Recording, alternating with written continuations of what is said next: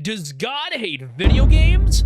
For Christian gamers, this question is of most importance, because if God hates gaming, then we Christians should stop immediately, right?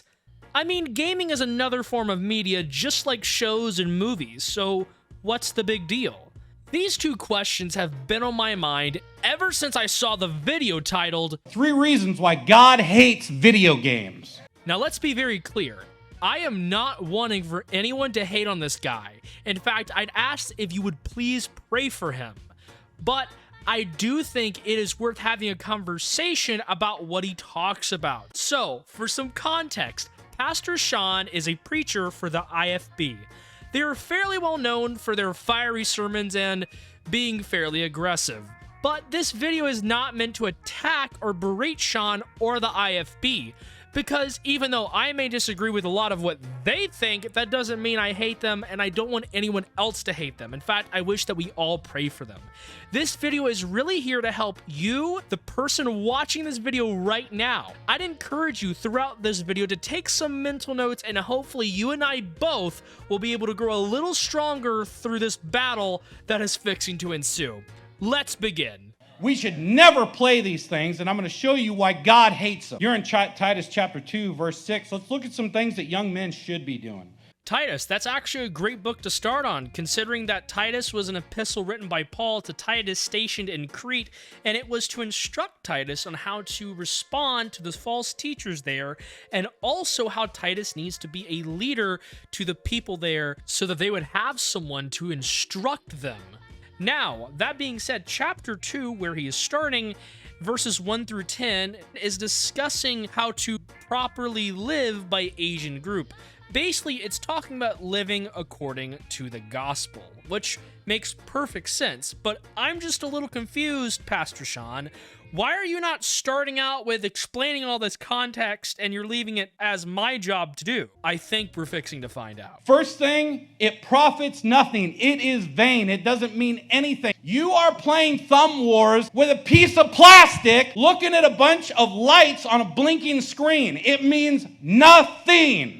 So let's take a moment and think about pixels on a screen. Books are just words on paper. We derive meaning from these things. It doesn't matter when you break it down to its base components, it's still a valuable thing.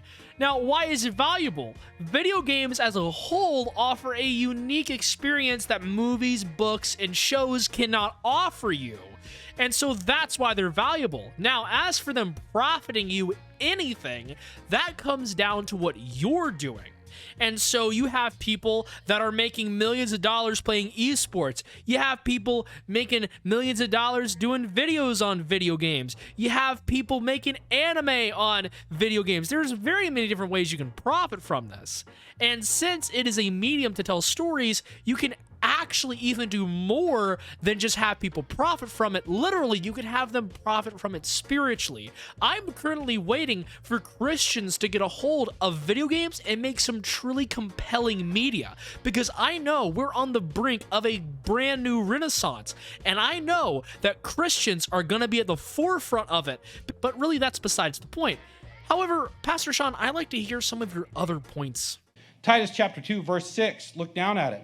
Young men, likewise, exhort to be sober-minded, in all things showing thyself a pattern of good works. When you're playing video games, is that a pattern of good works?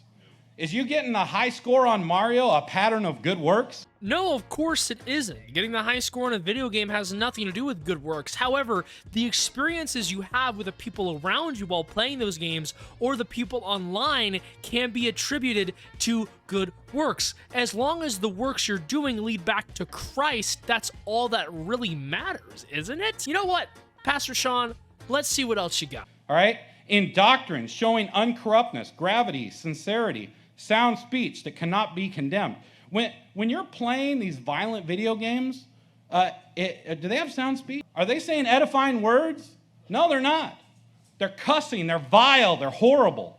Pastor Sean, I don't know if you know this, but not all video games are violent and vile.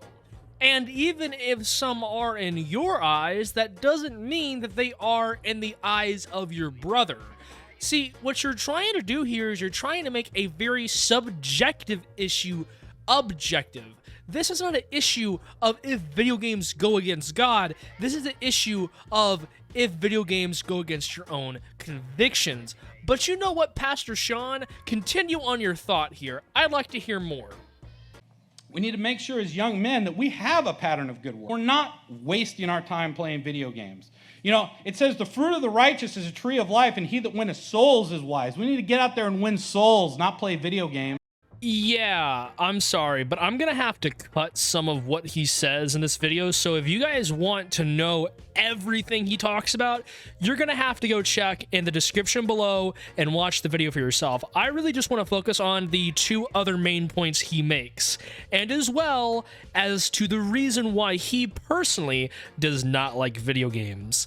So let's get to the actual second point. Second thing, it gives you a wicked imagination. Go to Proverbs chapter 6. 90% of popular video games are violent. Proverbs chapter 6, verse 16 says, "These 6 things doth the Lord hate, yea, 7 are an abomination unto him. A proud look, a lying tongue, and hands that shed innocent blood, an heart that deceiveth wicked imaginations, feet that be swift running to mischief." Are your hands swift to the controller? All right, Pastor Sean, you've already made the point about violence in video games. However, your second point about video games giving you a wicked imagination, I gotta say, that's sus. That's real sus. Because here's the thing. Since video games are very subjective, the way that we view the video games is gonna be the way that we think about them. So, for example, I used to play Red Dead Redemption 2 a lot, and I used to mow down a lot of cowboys. But when I got off the night, was I thinking about murdering a bunch of people? No, I was thinking about how much I enjoyed the world, the atmosphere, and the animal life. That was why I played the game to begin with, and as well as the story. So your point about video games giving you a wicked imagination, that's very much mute, because it's only going to be based upon why you're playing them in the first place. So if you are already going to the video game with a wicked imagination, you're gonna come out probably more wicked. The reality is, this doesn't have to deal so much with the video game, this more or less has to deal with you. But let's hear some of your other points, Pastor Sean. I used to be addicted to video games, but I haven't played video games in so long. Now I'm beginning to understand. So back in 2009, there was a video game that came out called Call of Duty Modern Warfare 2. And it was a first-person shooter game. The 4th level of the game, it gave you the best weapons in the whole game. It was this level called No Russian. In this level, you played an undercover CIA agent, and your job was to go into an airport and mow down men, women, and children that were pleading for their lives. Whoa, whoa, whoa, I'm with you all the way on your point there, man. I personally would never want to play something like that, even though I did when I was an atheist. But just because we see them as wrong doesn't mean they do as well. It's fairly subjective. Your subjective opinion is not objective, so stop reading your own thoughts into the Word of God. But let's move on to your third and final point, which is... My first point is that it profits nothing. My second point, it gives you a wicked imagination. My third point, it destroys your family. They're not impressed with your high score. My first reaction to this was, what? But then I realized what he was talking about. What he's trying to say here is that gaming can destroy your family because it can take time away from it. Which, you know what? If you're turning games into an idol, it can definitely do that. But gaming by itself doesn't do that. You are a part of it. The issue with a majority of Pastor Sean's sermon is the fact that he excludes you from the equation and makes it all about gaming. Gaming does nothing by itself. It is all on you, on whether you make it an idol, on whether you make it something that's bad. It's all about how you feel about it, because gaming is just gaming. As I said at the beginning of this video, we derive meaning from these things. And so if we derive meaning from it, we're also going to put meaning onto it. And for Pastor Sean, he views video games as a very dangerous and bad thing because of his past with it, which for him, he's convicted on this. And I would never suggest that he go back and play these video games. But what I would suggest is that he pulls back from his legalistic view and understands that just because he thinks that video games are objective, that doesn't necessarily mean that they are. So, does God hate video games? No, he doesn't. Video games are subjective, not objective. So what you really need to do is dive into the Word of God first and decide, is this game something that God would agree with? Is this game something that his Word agrees with? That's the real tell-all if you should be playing a video game. Thank you guys so much for watching. If you enjoyed this video, make sure you slap that like button. And if you want to see more content like this, comment what you want to see and subscribe.